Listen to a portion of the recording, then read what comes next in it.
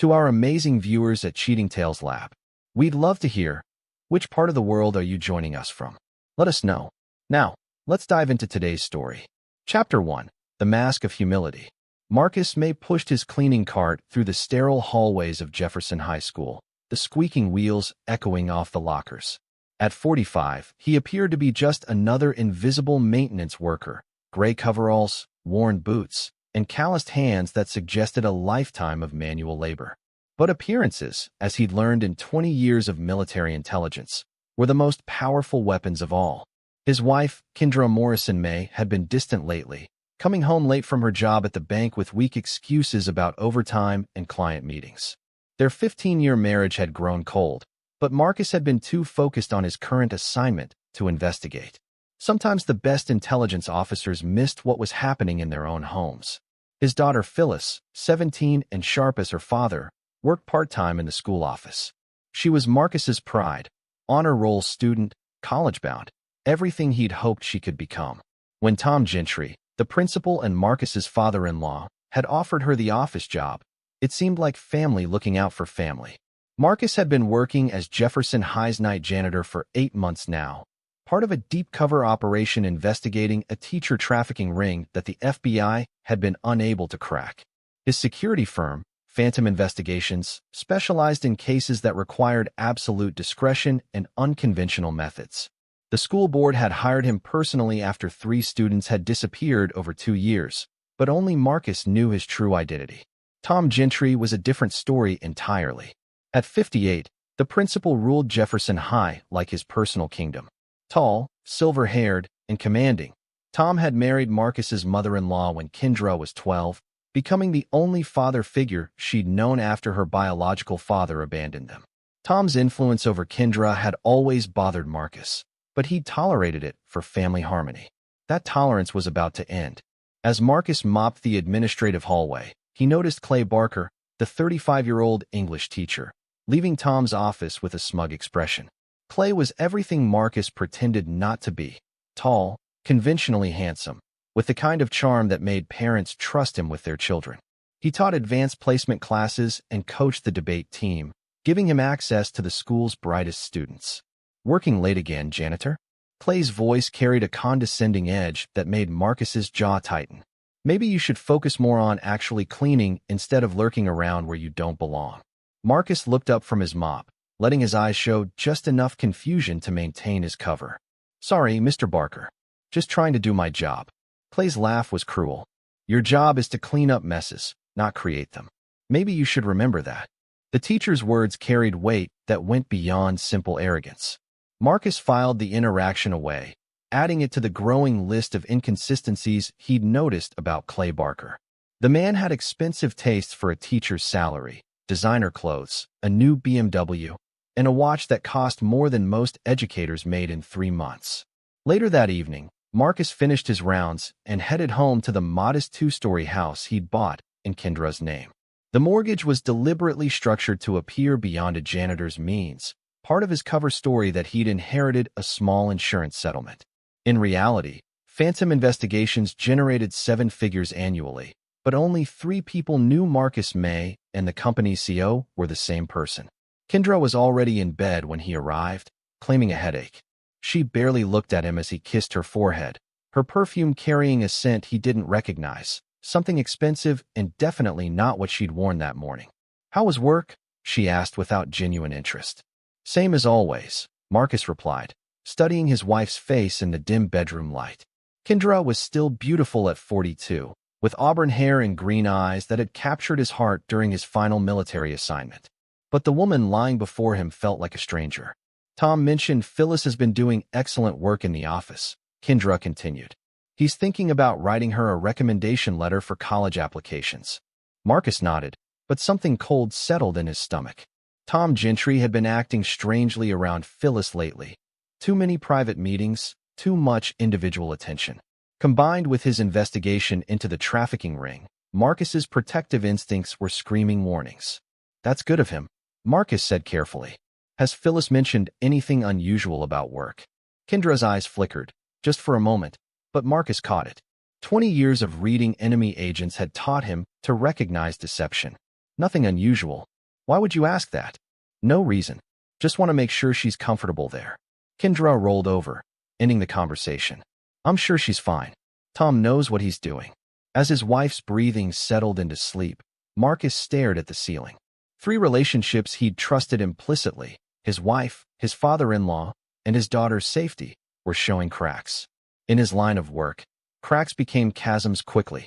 He slipped out of bed and moved to his home office, a converted basement room that Kendra rarely visited.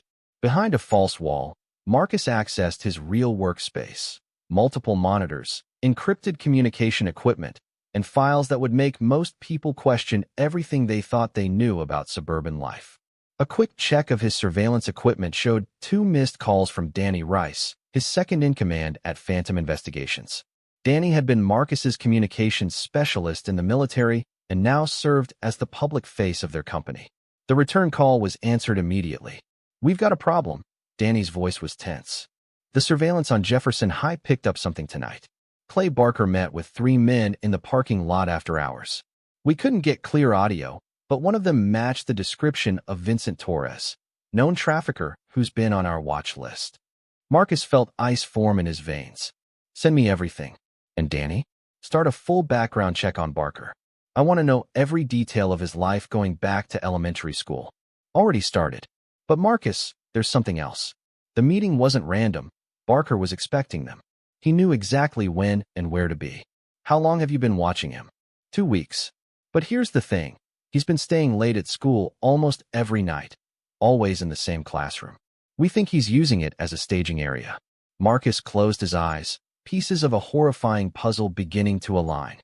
"What classroom?" "Room 237. According to the school directory, that's where he holds his special tutoring sessions for select students.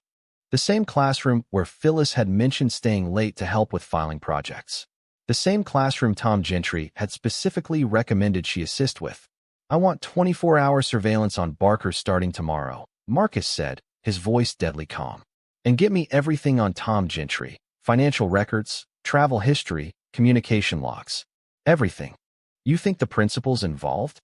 Marcus thought about Tom's smug confidence, his control over school policies, his access to student records and schedules. "I think we're about to discover just how deep this goes." After ending the call, Marcus sat in the darkness of his hidden office. For 8 months, he'd been hunting predators who used their positions of trust to destroy young lives. He'd never imagined the hunt would lead to his own family's doorstep.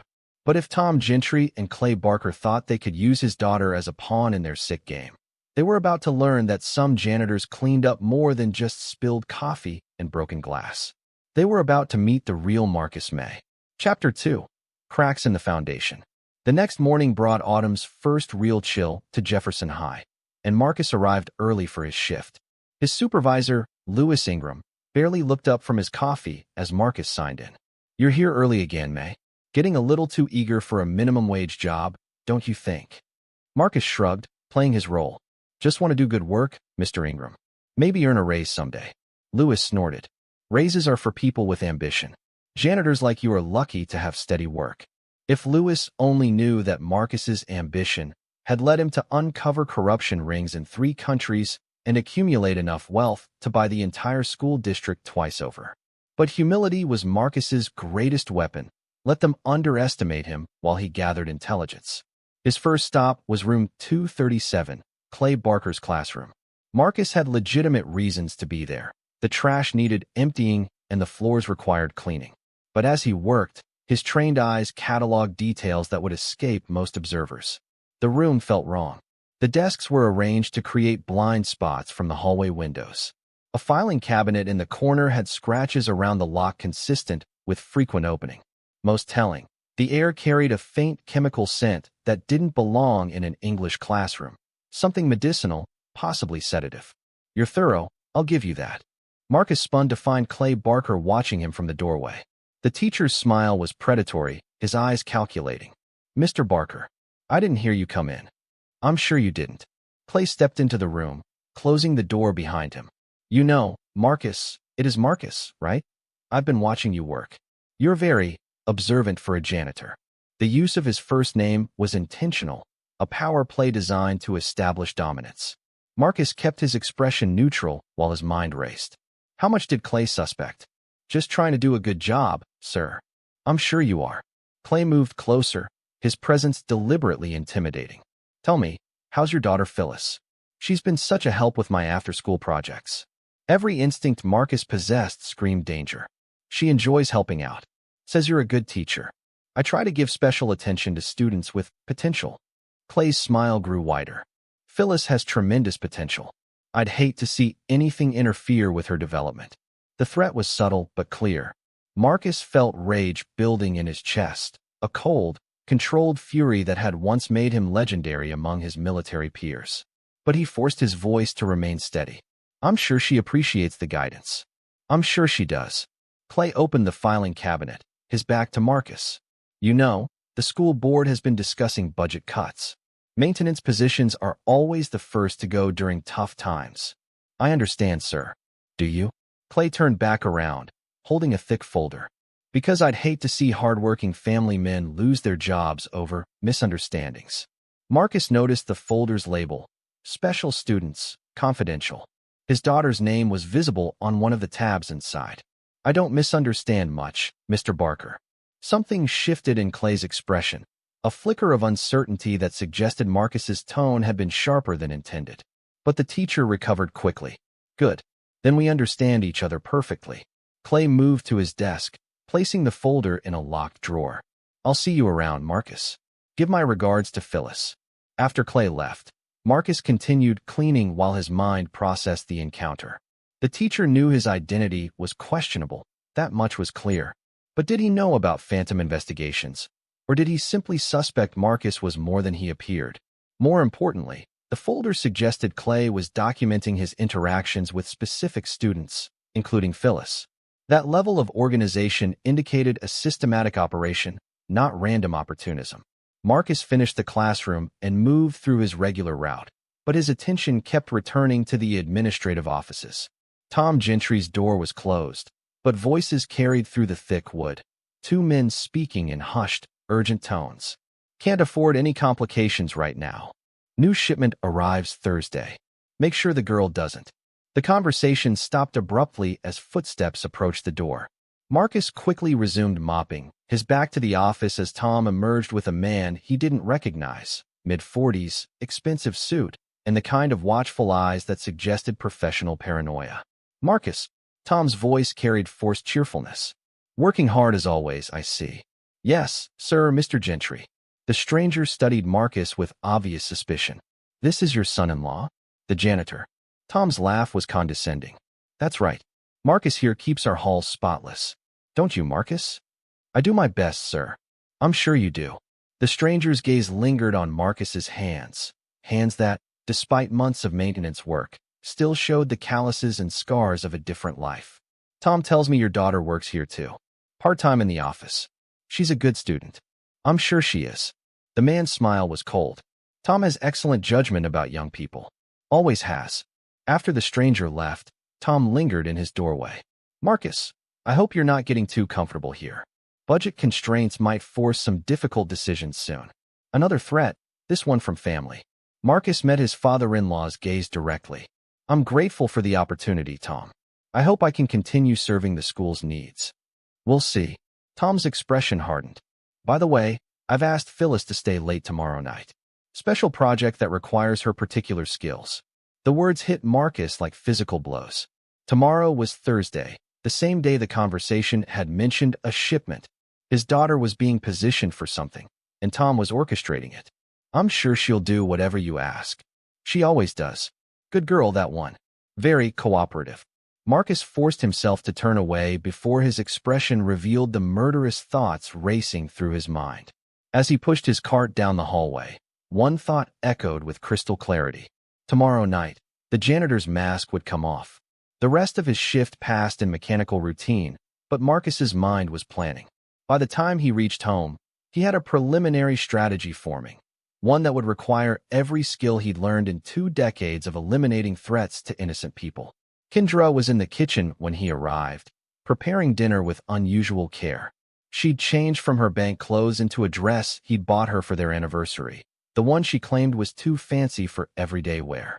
You look beautiful, he said, meaning it despite everything else. Her smile seemed genuine for the first time in weeks.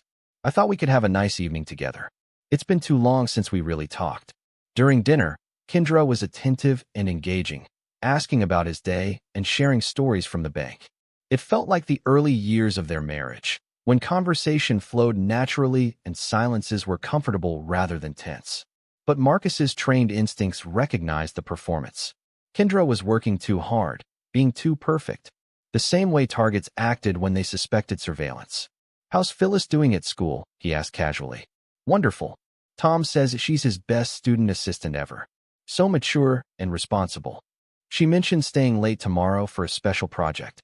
Kendra's fork paused halfway to her mouth, just for a moment. "Did she? I'm sure it's something important. Tom doesn't ask for help unless it's really needed. I'm sure." Marcus reached across the table, covering her hand with his. "Kendra, is everything all right? You seem different lately." Her eyes filled with tears, real ones, unless she'd become an exceptional actress. "I've just been thinking about us, about our family. Sometimes I wonder if we've grown apart. Have we? I don't know. Maybe. But tonight feels like how things used to be." Marcus squeezed her hand gently. "I love you, Kendra.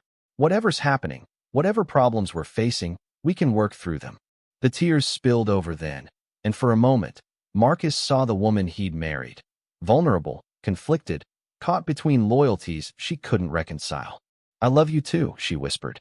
I hope you can forgive me for not being the wife you deserve." The words carried weight that went beyond general marital dissatisfaction. Kendra was confessing something without naming it, seeking absolution for sins she couldn't voice. "We all make mistakes," Marcus said carefully. "The question is whether we learn from them. What if the mistakes are too big to fix? Then we deal with the consequences and move forward."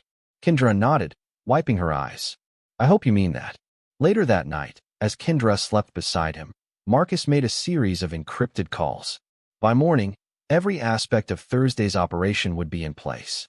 Danny Rice would coordinate external surveillance. Rich Davenport, their technology specialist, would handle electronic countermeasures.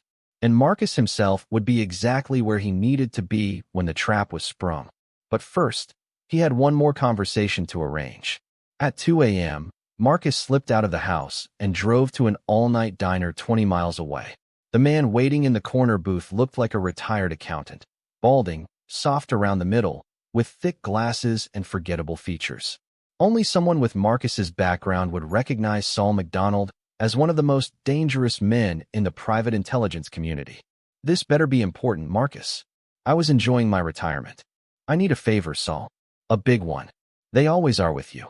Saul sipped his coffee, studying Marcus's face. "What's the target?" "My family."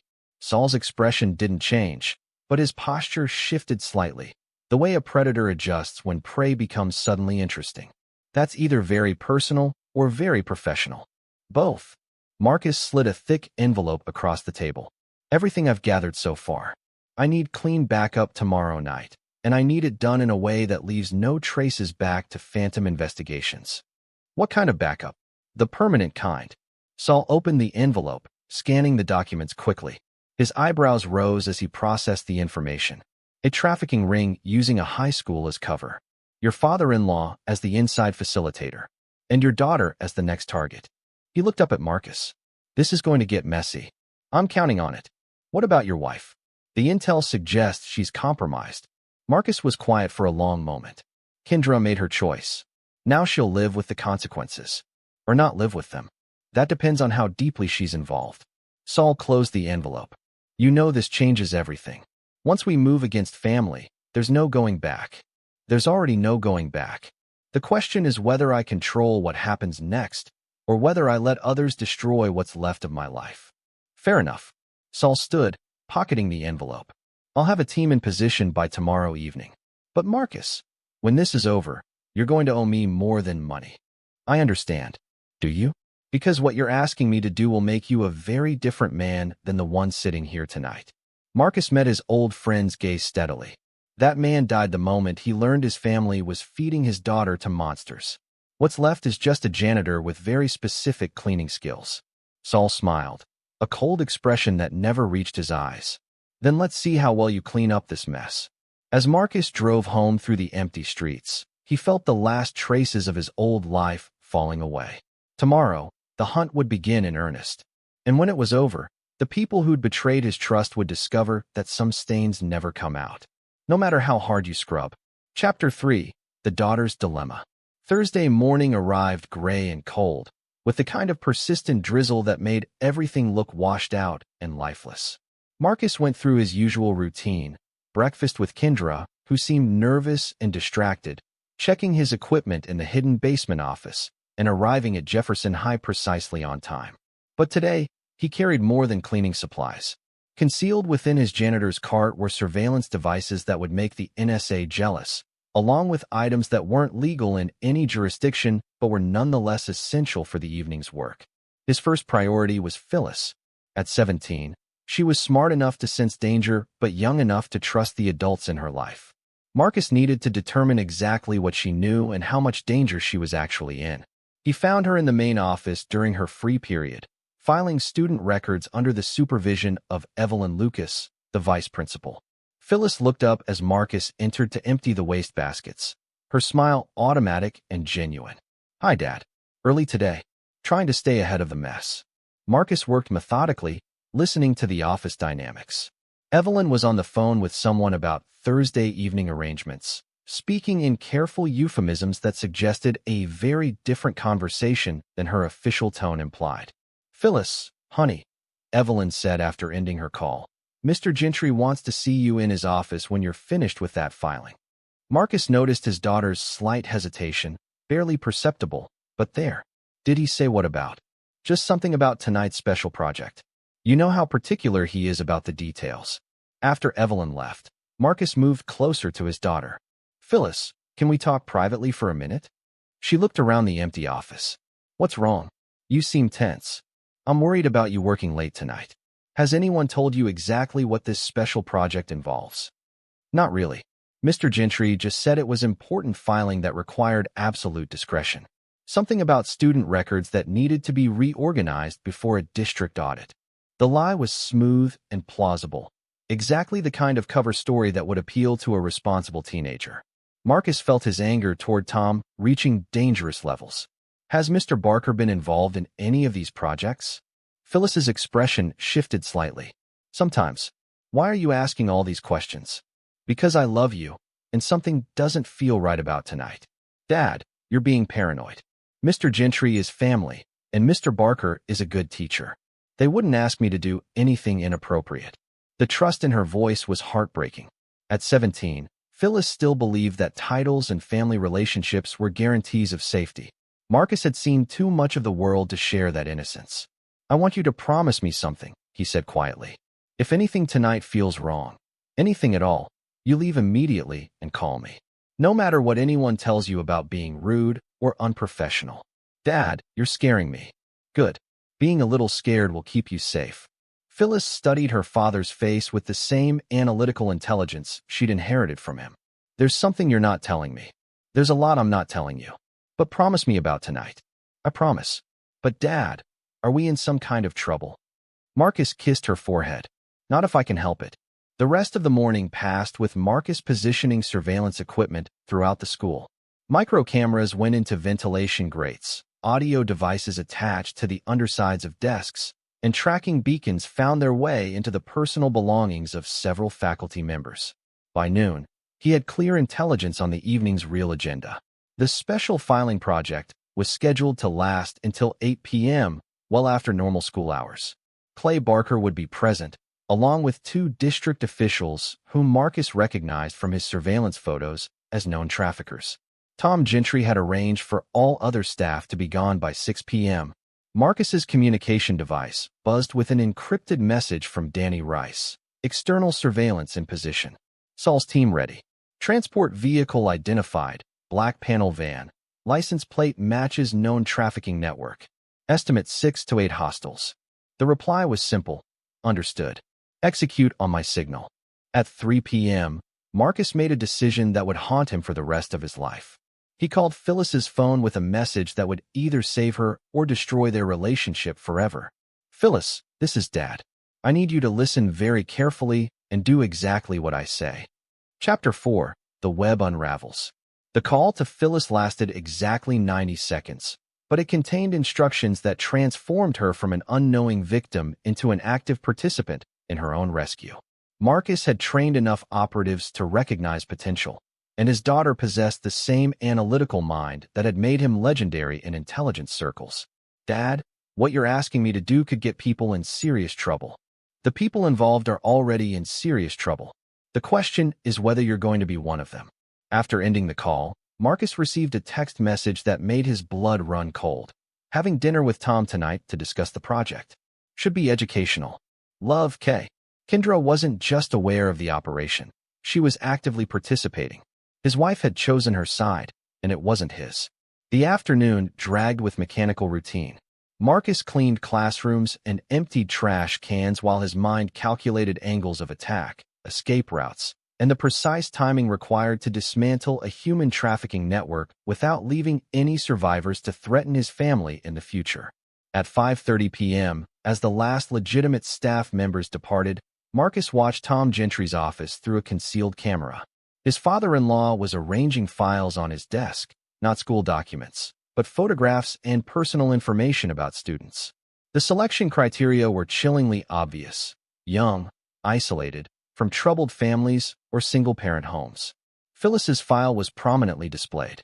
At 5:45, Clay Barker arrived with two men Marcus recognized from federal watch lists. Vincent Torres, the suspected trafficker Danny had identified, was accompanied by someone new. A thin, nervous man with the kind of desperate energy that suggested he was either very new to the business or very close to being eliminated from it. Marcus activated his encrypted communicator. "All units, this is Control. Target acquisition confirmed. Begin Phase 1. The response was immediate. Phase 1 initiated. External perimeter secured. Through his surveillance network, Marcus watched the predators gather in Tom's office. They were discussing logistics, transport schedules, payment methods, and the specific products that would be available for inspection that evening. "The girl is perfect," Torres was saying. "Young enough to train properly, old enough to be profitable immediately. And her father's connection to the school makes this entire operation bulletproof." "Marcus won't be a problem," Tom replied confidently. "He's too stupid to see what's happening and too dependent on this job to ask inconvenient questions." Clay laughed. "Even if he did figure it out, who's going to believe a janitor over a principal and an award-winning teacher?" "What about the wife?" the nervous man asked. "Kendra's been very helpful in keeping Marcus distracted. She understands the consequences of causing problems." Marcus felt something cold and final settle in his chest. The conversation confirmed his worst fears about Kendra's involvement while revealing the full scope of the betrayal. His wife hadn't just been unfaithful, she'd been actively facilitating his daughter's victimization. At 6:15, Phyllis arrived for her special project. Marcus watched through hidden cameras as Tom greeted her with false warmth, explaining that they'd be working in Clay's classroom for better organization. "Where are the files we're supposed to organize?" she asked as they entered room 237. "Mr. Barker will bring them shortly. For now, why don't you have some water? It's been a long day." Tom handed her a bottle that Marcus recognized as similar to ones he'd seen Clay preparing earlier. The liquid inside was slightly cloudy, a detail that would escape most observers but set off every alarm in Marcus's experienced mind. "Actually, I'm not thirsty right now," Phyllis said, setting the bottle aside. "Should I start setting up the filing system?" Tom's expression tightened slightly. "The water will help you stay focused. It's important to stay hydrated during detailed work. I'll drink it later. Where would you like me to start with the filing?" Marcus felt pride and terror in equal measure. His daughter was following his instructions perfectly, polite but evasive, buying time while avoiding any substances they offered. At 6:30, Clay arrived with the other two men. The dynamic in the room shifted immediately as Phyllis realized this wasn't a normal school project. "Mr. Gentry, I don't think I'm supposed to be here during a faculty meeting." "You're exactly where you're supposed to be," Clay replied, his voice losing all pretense of professional courtesy. "In fact, you're the reason we're all here." The nervous man moved to block the door, while Torres approached with a confidence that spoke of extensive experience in these situations. "Phyllis," Tom said, his grandfather mask finally slipping away, "it's time you learned about your real value to this family. Marcus's hand moved to his communicator. All units, execute Phase 2. Targets are active. Repeat, targets are active. But before he could move, his daughter did something that proved she was definitely his child. You know what's interesting about modern technology? Phyllis said conversationally, reaching into her backpack. My father taught me that the most important thing about any situation is having better information than the other people involved. She pulled out a device that looked like a student calculator, but was actually a military-grade panic beacon Marcus had given her 3 years earlier. For instance, did you know that this entire conversation has been broadcast live to the FBI field office in Richmond? Or that there are federal agents positioned at every exit of this building? The silence that followed was deafening. Torres was the first to react, lunging toward Phyllis with practiced violence. He never reached her. Marcus came through the classroom window in an explosion of glass and contained fury. 20 years of lethal training focused on a single objective: protecting his daughter from the monsters who tried to destroy her innocence. The fight lasted less than 30 seconds. When it was over, Torres was unconscious. The nervous man was handcuffed to a desk, and Clay Barker was learning that English teachers weren't trained for close-quarters combat with former Special Forces operators. Tom Gentry stood in the corner, his face white with shock and sudden understanding. You're not really a janitor. Marcus looked at his father-in-law with eyes that held no warmth, no forgiveness, and no mercy. No, Tom, I'm not. Chapter 5, The Principal's Fall. The aftermath of violence always carried a strange quality of time. Moments that stretched like hours while adrenaline processed and reality reasserted itself. Marcus stood in the destroyed classroom, his daughter safe behind him, while Tom Gentry finally understood that his carefully constructed world was collapsing. Phyllis, are you hurt? Marcus asked without taking his eyes off the remaining threats. I'm okay, Dad. The FBI agents you mentioned are actually my team, not federal agents. We needed them to believe they were caught in a federal operation rather than a private one. Danny Rice and Rich Davenport entered through the broken window, dressed in tactical gear that suggested serious government authority. To outside observers, they were exactly what Phyllis had claimed: federal agents executing a planned operation. Building secured, Danny reported. 3 additional vehicles intercepted attempting to leave the premises. We have a total of 8 suspects in custody. Tom found his voice, though it shook with fear and growing rage. You can't do this. I'm a school principal. I have rights. I have connections. Marcus turned to face his father-in-law fully. You have the right to remain silent. Everything else depends on how cooperative you decide to be. Cooperative? You just destroyed my office, attacked my associates, and terrorized a minor. When the real authorities arrive. The real authorities won't be coming, Rich interrupted, displaying a set of credentials that looked absolutely authentic. This is a federal operation investigating interstate trafficking. Local law enforcement has been instructed to maintain perimeter security only. The beauty of Marcus's cover story was its simplicity. Federal agencies did operate with extreme discretion, they did coordinate with private security firms, and they absolutely did prioritize protecting ongoing investigations over local protocol. I want to see warrants, Tom demanded. I want to call my lawyer. You can call anyone you like, Marcus said calmly. But first, you're going to answer some questions about your operation. What operation? This is all a misunderstanding. We were conducting legitimate school business. Marcus gestured toward the unconscious Torres. Vincent Torres has been under federal surveillance for 18 months. His presence here, along with the drugged water bottle and your discussion of products and profitability, suggests this goes well beyond school business. Tom's confidence was cracking visibly. I don't know what you think you heard. We heard everything. Every conversation, every plan, every discussion of how my daughter would be perfect for training. Marcus's voice carried a lethal calm that made everyone in the room step back slightly. The question isn't what we know. The question is what you're going to do to minimize the consequences. Phyllis was watching the interrogation with fascination and growing understanding. Dad, when you said you weren't really a janitor, what exactly do you do? I solve problems that other people can't handle, Marcus replied without breaking eye contact with Tom. And right now, I'm solving a very big problem. Tom was sweating despite the cool evening air. If this is really federal, then I want to make a deal. I have information about the network, names, locations, financial records. Start talking. Not here. Not with witnesses. I need guarantees about immunity, witness protection. Marcus smiled, and it was not a pleasant expression. Tom, you seem to be misunderstanding the situation. This isn't a negotiation. This is you explaining why my team shouldn't turn you over to Vincent Torres's competitors after they learn you've been caught. The color drained from Tom's face. You can't. That's murder. That's business. The trafficking network doesn't forgive people who compromise operations. They certainly don't forgive people who get federal attention drawn to their activities. I'll tell you everything. Names, dates, financial accounts. The whole network.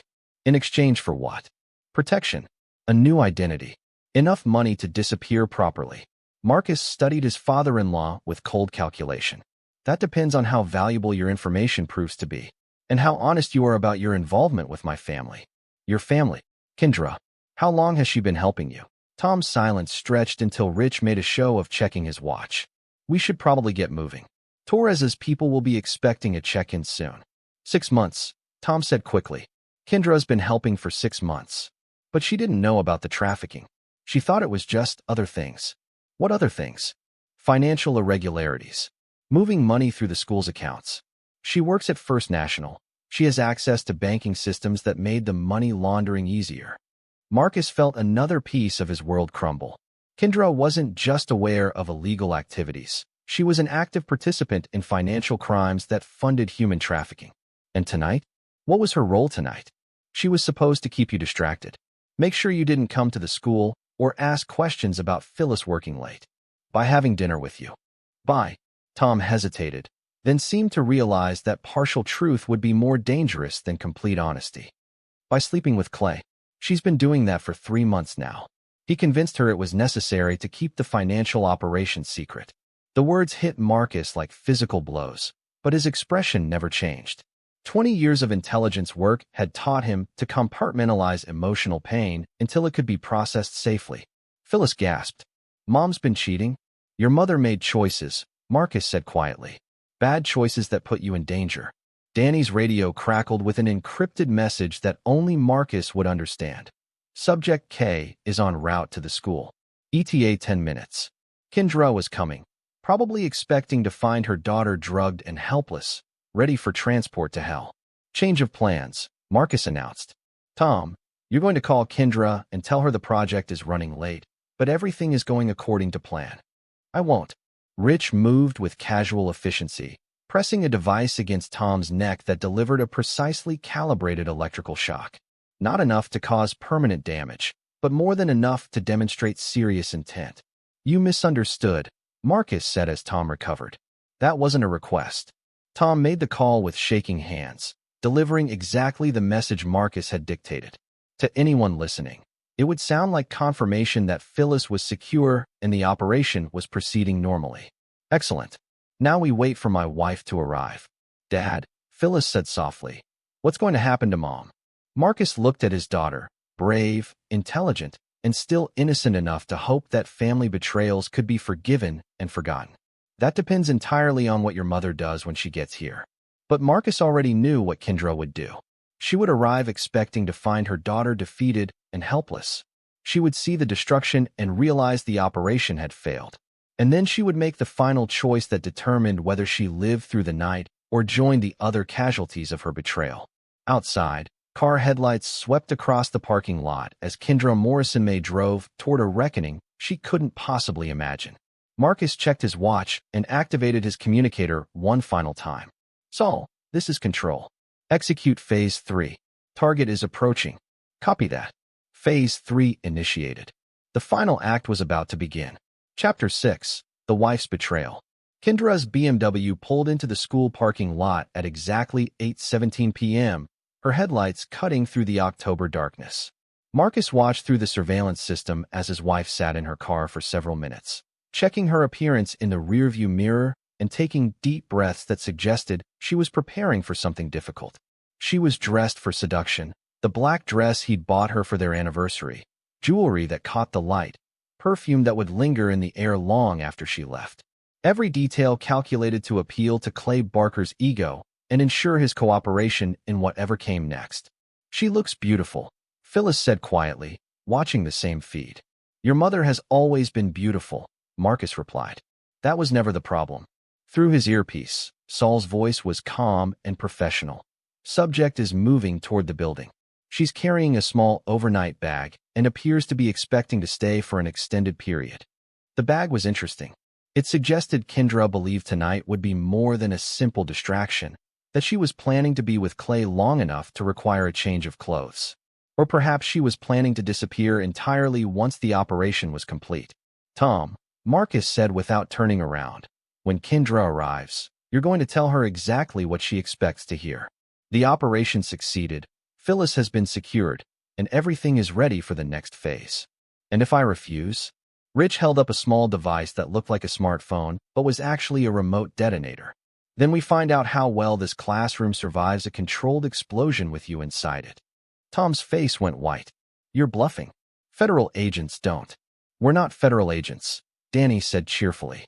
We're private contractors working outside normal legal constraints. Our job is to solve problems permanently, not arrest people and hope they stay arrested. The psychological pressure was deliberate and effective.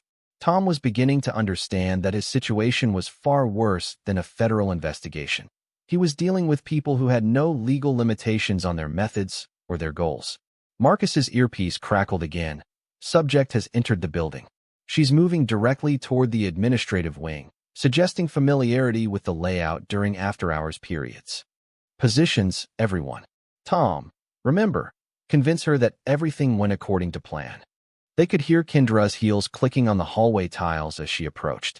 When she knocked on the classroom door, the sound was confident and eager. Tom? Clay? How did everything go? Tom looked at Marcus, who nodded once. Come in, Kendra. We need to talk. Kendra entered the classroom and immediately froze. The broken window, overturned desks, and unconscious figures on the floor painted a picture of catastrophic failure. But it was the sight of her husband and daughter, very much awake and unharmed, that made her face go white with shock. Marcus? Phyllis? What are you doing here? The better question, Marcus said calmly, is what you're doing here. Kendra's mind was clearly racing, trying to construct an explanation that would account for her presence while maintaining some semblance of innocence. Tom called me about an emergency at the school. He said there had been an accident and you might need help.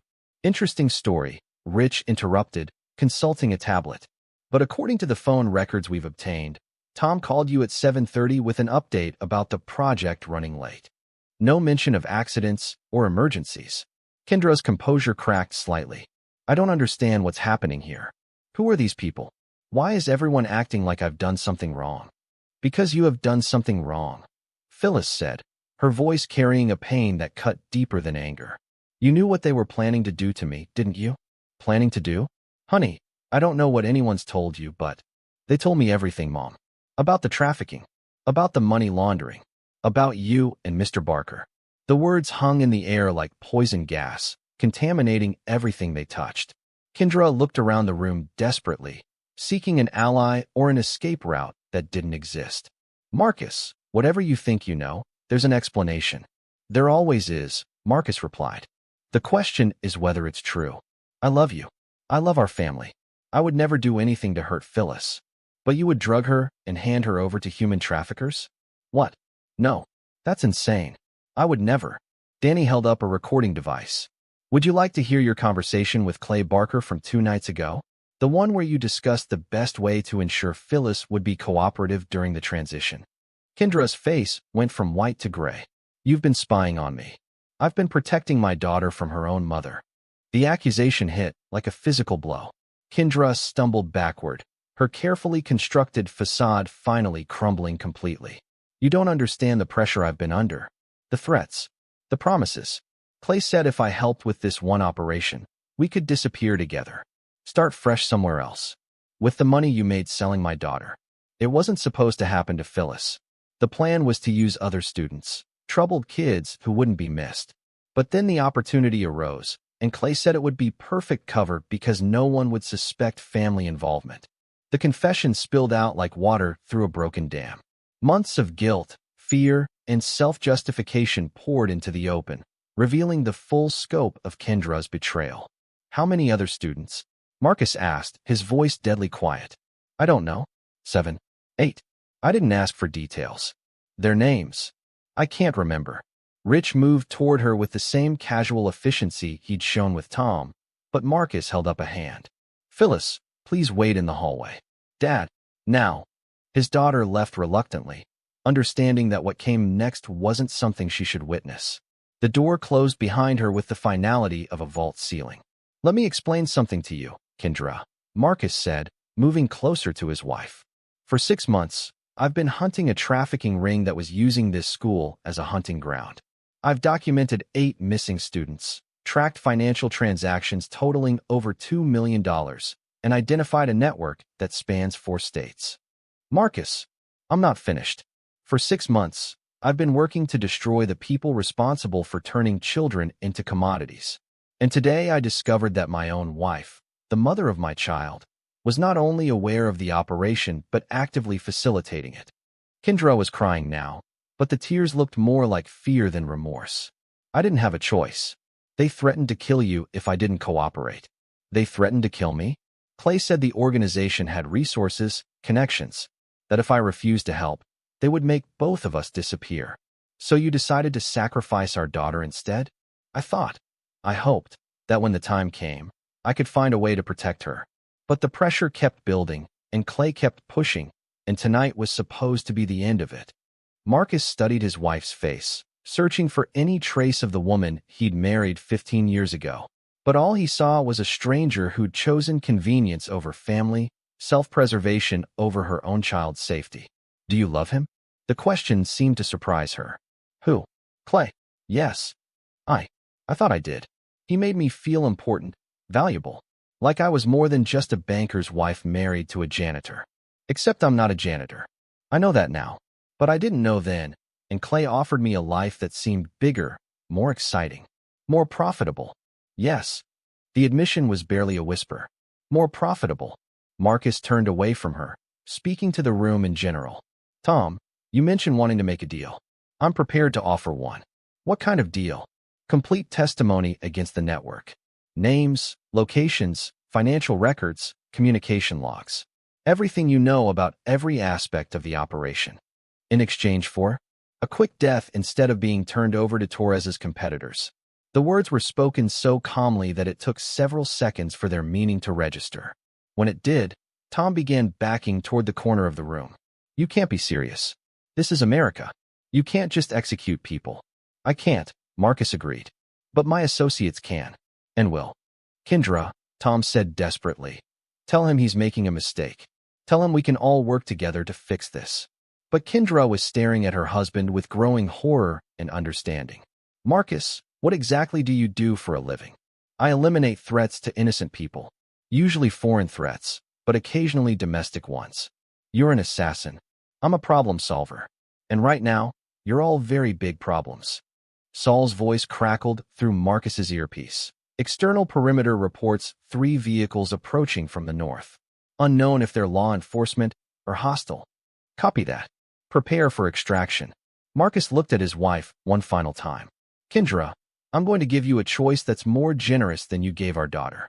You can cooperate fully with the investigation, testify against everyone involved, and spend the rest of your life in federal prison.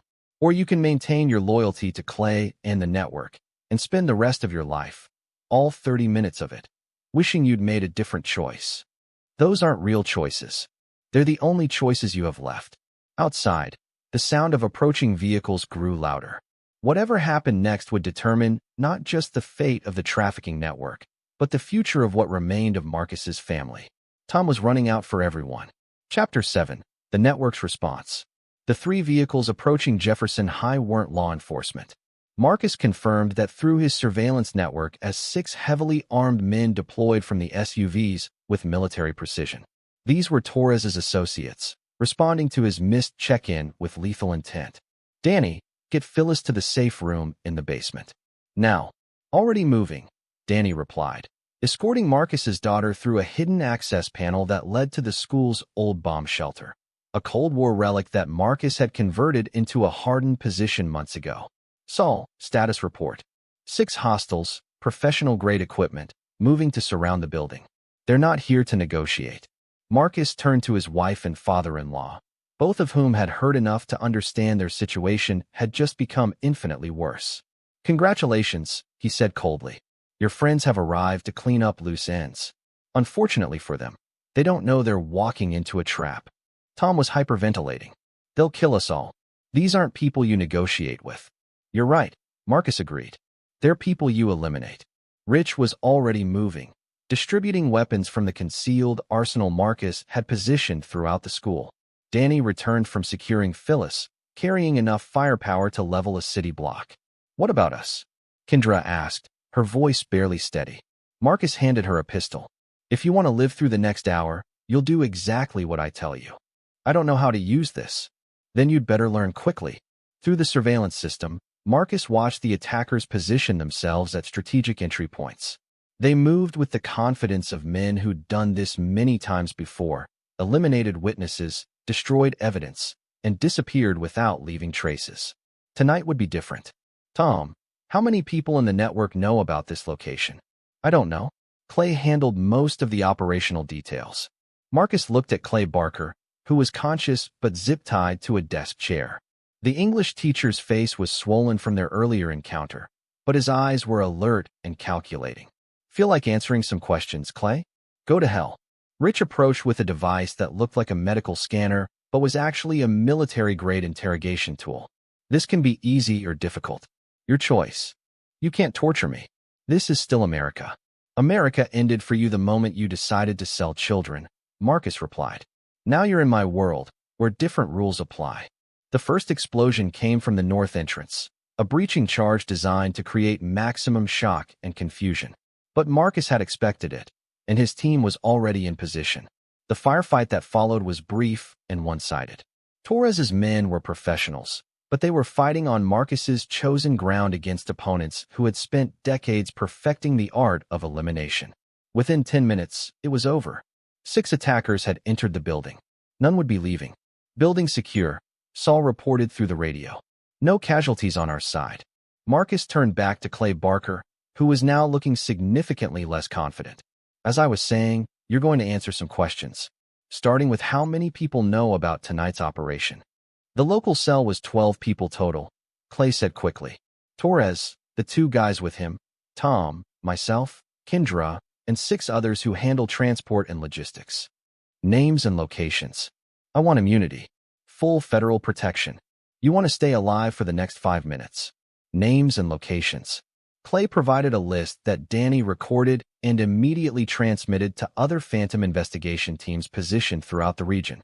Within hours, the entire local network would be dismantled. "What about the regional organization?" Marcus continued. "I don't know the full structure. That's Torres's level, not mine." "Kendra," Marcus said without turning around. "Tell me about the money laundering operation." His wife was sitting in the corner, still holding the pistol with obvious unfamiliarity. "The bank accounts were set up over 18 months.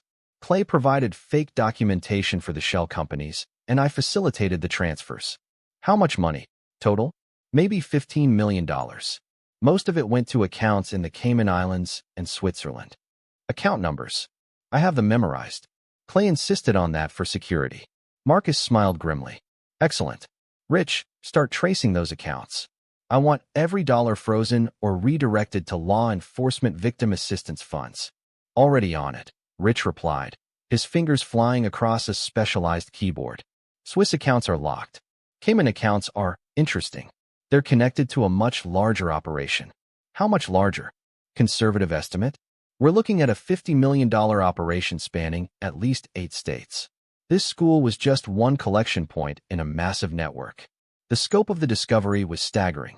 What Marcus had thought was a regional trafficking ring was actually part of a national operation that had been operating for years. "Tom, you mentioned having information about the larger network. Start talking."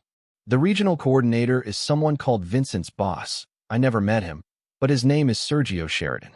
He operates out of Atlanta and coordinates activities across the Southeast." "What else?" "There are similar operations in 12 other school districts. Principals, teachers, staff members, all recruited to identify and access vulnerable students." "Names?" "I have a contact list at home, hidden in my office safe." Marcus nodded to Danny, who immediately left to retrieve the information. The safe would be opened whether Tom provided the combination or not. Kendra, besides the banking, what other services did you provide? Student records. Clay needed access to files that showed family situations, psychological profiles, academic performance. I used my banking connections to access credit reports and financial information on parents. To identify the most vulnerable targets. Yes. The admission was delivered without emotion, as if discussing stock market transactions rather than the systematic predation of children. Marcus felt the last traces of love for his wife disappear completely. His communication device buzzed with an update from the teams pursuing the contact list. 7 locations hit simultaneously. 11 arrests, substantial evidence recovered. This thing is bigger than we thought. Understood. Maintain operational security. We're not finished here. Marcus turned back to Clay Barker. You mentioned that tonight was supposed to be the end of something. The end of what? The school operation. We were moving to a new location, different state. Phyllis was going to be our final acquisition from Jefferson High. Why? Because someone in law enforcement was getting close. Not local, federal. Torres said we had maybe 2 weeks before the investigation reached us. Marcus felt ice form in his veins. If federal investigators were closing in on the network, his own operation could be compromised. Private contractors working outside legal boundaries didn't fare well when real federal agents arrived. How close were they? Close enough that Torres wanted to eliminate all local assets and witnesses. Including you? Clay's expression shifted to fear and realization. Including all of us. Tonight wasn't just about acquiring Phyllis, it was about cleaning house. The truth hit Marcus like a physical blow. Torres hadn't just been targeting his daughter. He'd been planning to eliminate everyone involved in the school operation, including Tom, Clay, and Kendra. They'd all been marked for death, whether they knew it or not. So you were betraying people who were already planning to kill you. I didn't know. Torres never said anything about elimination. He just said we were relocating. Because professionals don't announce when they're planning to kill their assets. Saul's voice cut through the radio. Marcus, we've got a problem. Federal vehicles approaching from 3 directions. Real ones this time. ETA 6 minutes. The situation had just become exponentially more complex. Real federal agents were about to arrive at a crime scene containing multiple bodies, illegal weapons, and a private military operation that existed outside any legal framework. Marcus looked around the destroyed classroom one final time. In 6 minutes, his carefully constructed cover would be blown, his team would be arrested, and his daughter's safety would depend on federal protection that might or might not be effective against a $50 million criminal network. Unless he did something that would change everything forever. Kendra, Tom, Clay, you have exactly 5 minutes to decide which version of tonight's events you're going to tell the federal agents. What do you mean? Kendra asked. You can tell them the truth, that you were all complicit in a trafficking operation, that you helped drug and abduct children, and that you were planning to sell my daughter to the highest bidder. In which case, you'll spend the rest of your lives in federal prison, assuming the network doesn't kill you first. Or you can tell them that you discovered the trafficking operation, contacted my security firm for help, and cooperated in tonight's raid to save my daughter and gather evidence against the network. The choice was simple but profound. Truth meant certain imprisonment and possible death. Lies meant potential freedom but permanent dependence on Marcus's protection. What happens if we choose the second option? Tom asked. Then you become my assets for the rest of your lives. You do what I tell you, when I tell you, without question or hesitation. And if we refuse? Marcus smiled, and for the first time that night, it reached his eyes. Then you don't live long enough to tell the federal agents anything. Outside, the sound of approaching sirens grew louder. Tom was running out for everyone. Chapter 8, Federal Complications. The FBI vehicles formed a perimeter around Jefferson High with the precision of a military operation. Marcus watched through his surveillance system as agents deployed with tactical gear and the kind of grim efficiency that suggested this wasn't their first trafficking raid. Special Agent Regina Schaefer stepped out of the lead vehicle, a woman in her early 40s with the bearing of someone accustomed to command. Marcus recognized her from federal briefings. She was one of the Bureau's top experts on human trafficking networks, with a reputation for thoroughness that made criminals very nervous. Danny, status on the evidence preparation? Federal-grade documentation package complete. financial records, communication logs, and physical evidence, all properly cataloged. It'll hold up under any scrutiny. The beauty of Marcus's team was their ability to construct convincing alternate narratives on short notice. By the time federal agents entered the building, they would find a private security operation that had uncovered and disrupted a major trafficking ring while gathering evidence that could dismantle the entire network. Rich, what's the status on our legal cover? Phantom Investigations has a federal contractor license for exactly this type of operation. All weapons and equipment are properly registered. Our presence here is completely legitimate. Marcus turned to his 3 prisoners. Last chance to make your decision. Federal agents will be inside this building in 3 minutes. Tom was the first to break. I'll cooperate. Full cooperation. Whatever you need.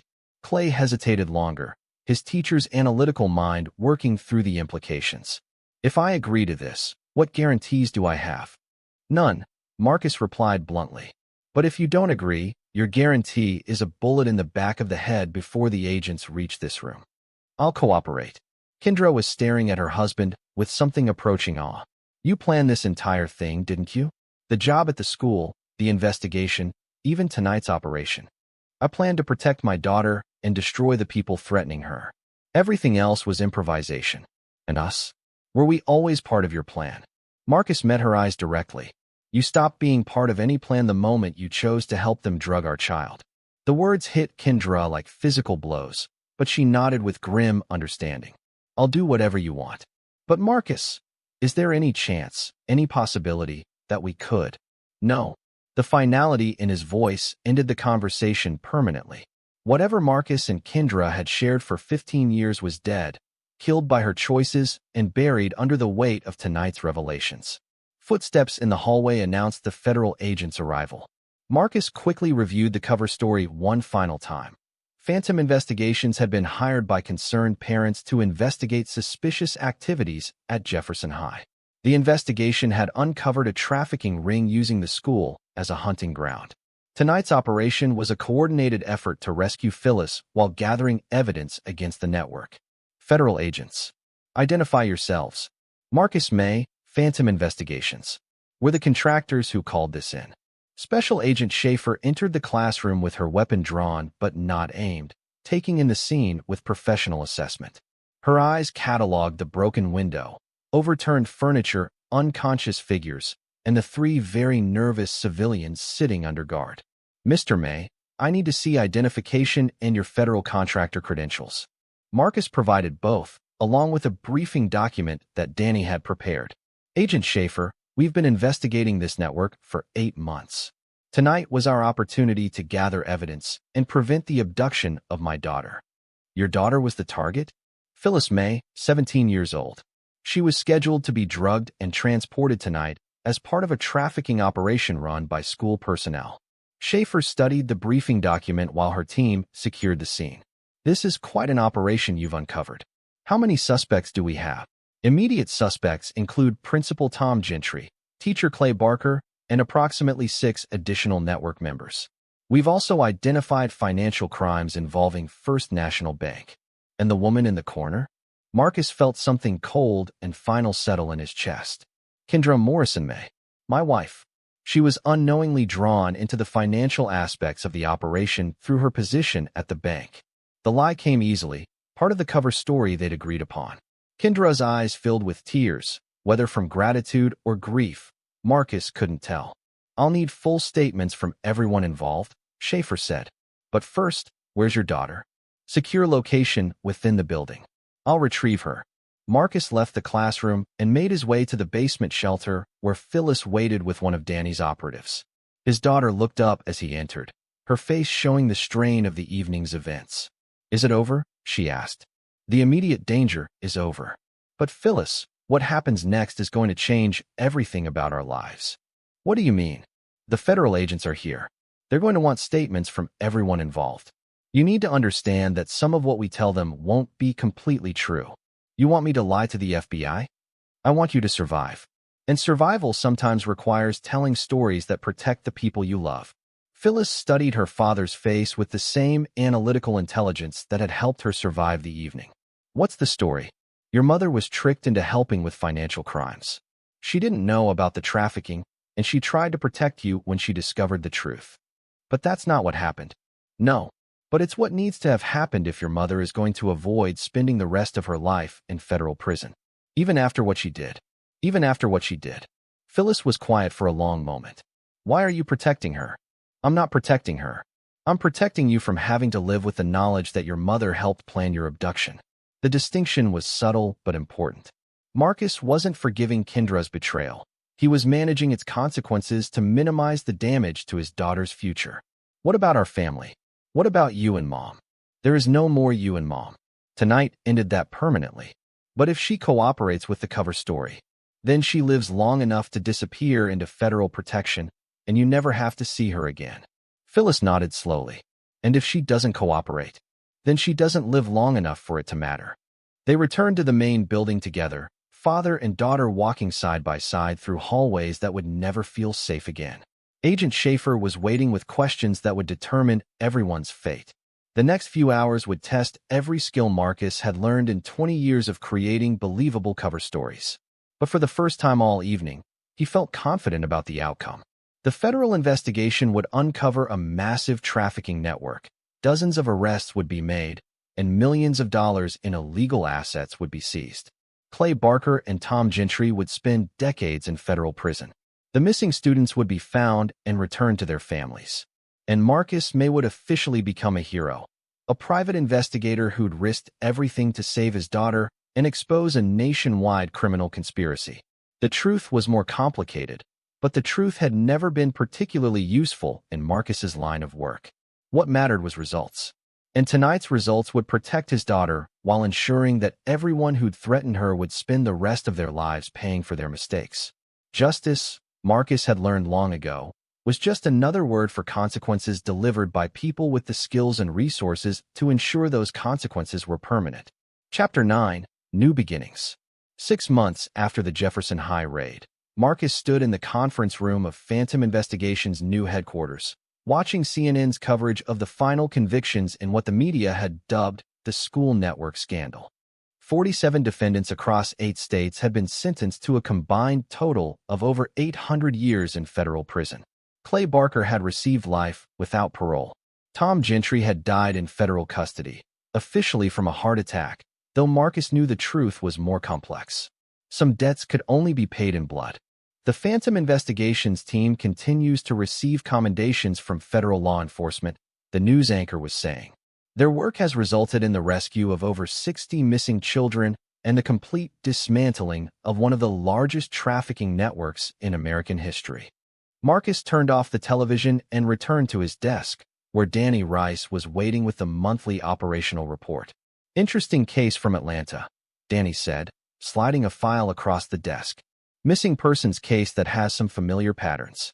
Marcus opened the file and immediately recognized the organizational structure he'd seen before.